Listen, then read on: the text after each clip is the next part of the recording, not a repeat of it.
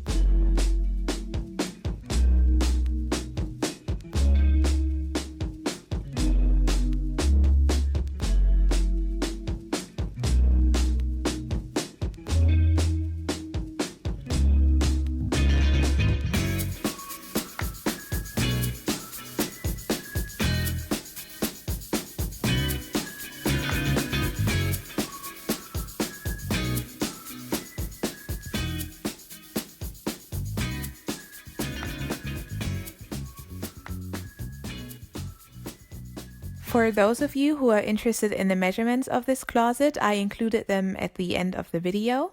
The only reason I'm using black foam board to make the doors is that I ran out of white foam board. I'm going to use pin needles instead of hinges, which is why I'm gluing paperboard to the edges of the doors to make them more durable.